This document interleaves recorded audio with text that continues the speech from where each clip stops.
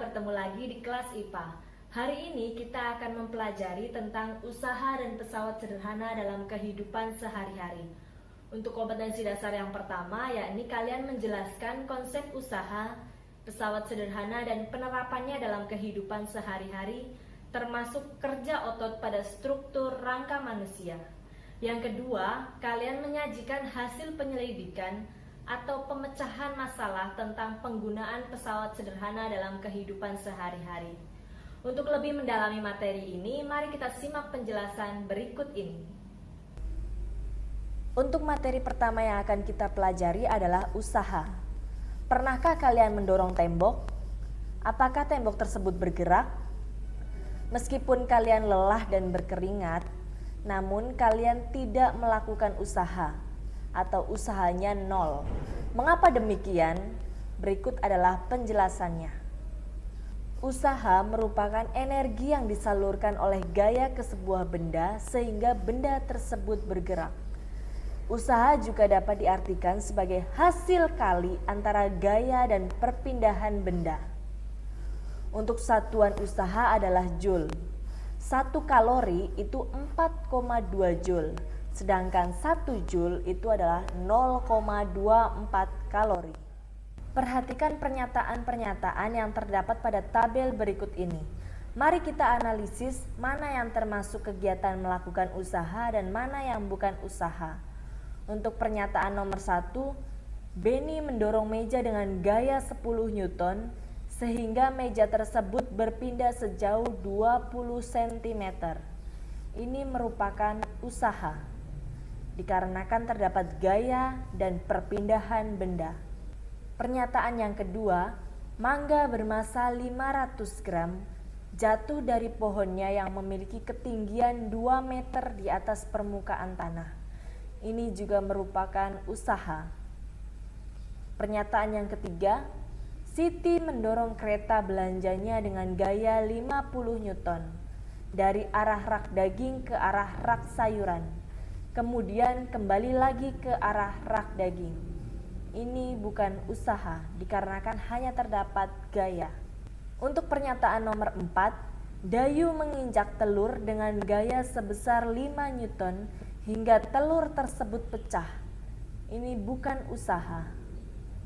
Untuk pernyataan yang terakhir, balok bermassa 2 kg dipindahkan dengan gaya sebesar 40 Newton sehingga benda tersebut berpindah sejauh 2 meter.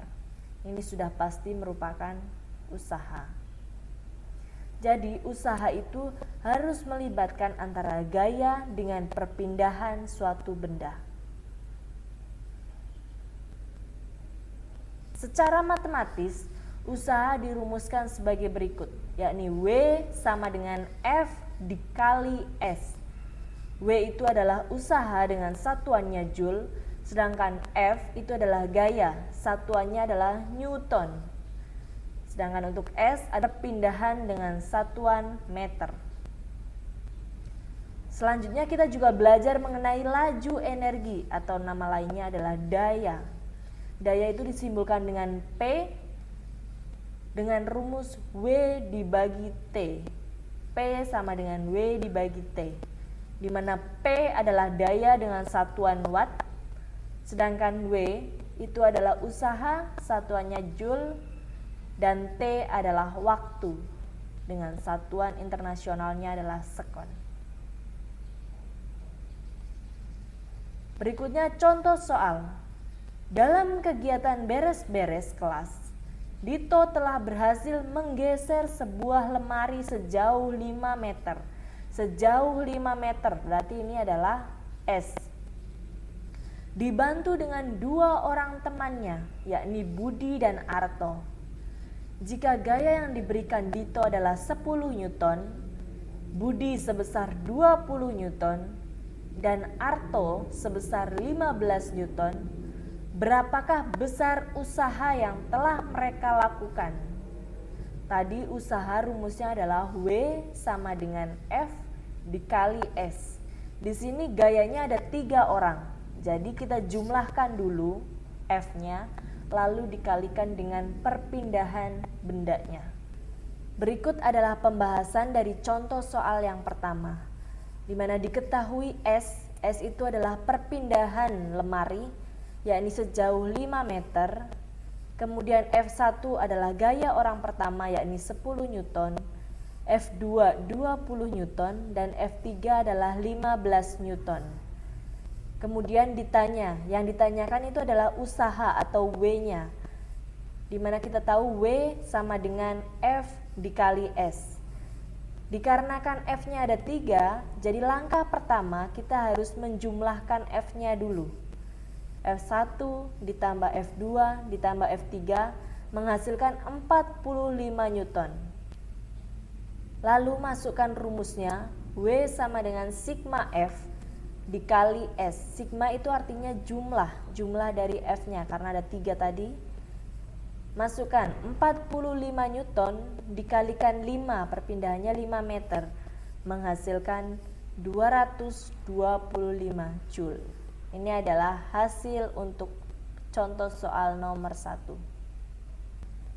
Berikutnya adalah contoh soal yang nomor 2.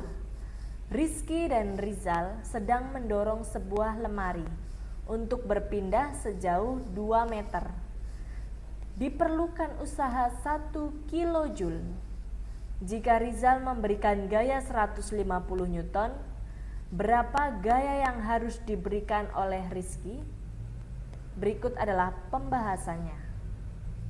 Tadi diketahui adalah usaha yang diperlukan 1 kilojoule.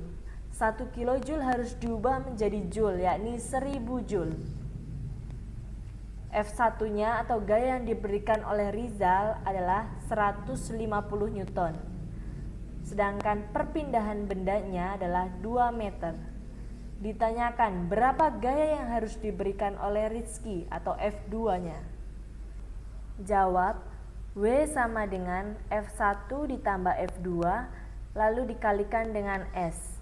Kemudian masukkan angkanya, W-nya tadi adalah 1000, F1-nya adalah 150 ditambah F2 yang akan kita cari, kemudian dikalikan dengan 2. 2 yang bertanda merah ini akan berpindah ruas. Perpindahan ruas dari perkalian akan berubah menjadi pembagian. 1000 dibagi 2 hasilnya adalah 500, lalu sama dengan 150 ditambah F2-nya. Begitu juga dengan 150 pindah ruas dari yang tadinya positif akan berubah menjadi negatif. Jadi 500 dikurangi 150 hasilnya adalah 350 Newton. Jadi gaya yang diperlukan Rizky adalah 350. Selanjutnya kita akan belajar mengenai pesawat sederhana. Pesawat sederhana merupakan alat-alat yang dapat digunakan untuk membantu manusia dalam melakukan suatu usaha. Pesawat sederhana dibedakan menjadi 4. Yang pertama adalah pengungkit, yang kedua katrol, yang ketiga adalah bidang miring, yang keempat adalah roda berporos. Pesawat sederhana pertama yang akan kita pelajari adalah pengungkit atau tuas. Keuntungan menggunakan tuas adalah gaya yang dihasilkan itu lebih besar dibandingkan gaya yang dikeluarkan. Besarnya gaya yang dihasilkan itu tergantung pada lengan gaya dan lengan beban. Makin besar perbandingannya, makin besar pula gaya ungkit yang dihasilkan. Berikut adalah bagian-bagian tuas, terdiri dari tumpuan, gaya kuasa, gaya beban, lengan beban, dan lengan kuasa.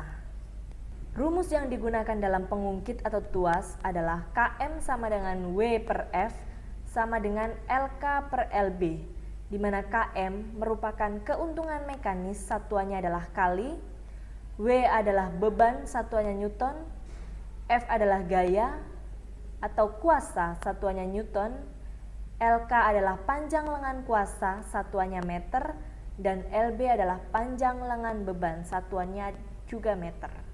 Golongan tuas dibedakan menjadi 3. Yang pertama adalah golongan tuas pertama, yakni titik tumpunya berada di antara titik beban dan titik kuasa, atau biasanya disebut BTK, beban, tumpu, dan kuasa.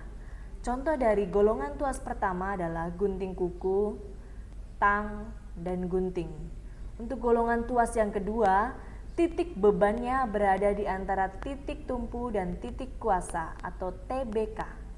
Contohnya adalah gerobak beroda, pemotong kertas, dan pembolong kertas. Untuk golongan tuas yang ketiga adalah titik kuasa berada di antara titik tumpu dan titik beban atau TKB. Contohnya adalah alat pancing dan skop. Selanjutnya kita belajar katrol. Katrol merupakan pesawat sederhana yang dapat memudahkan manusia melakukan usaha. Dibedakan menjadi 3 jenis, yaitu katrol tetap, katrol bergerak, dan katrol berganda. Ini adalah contoh dari ketiga katrol tersebut. Bagian-bagian katrol.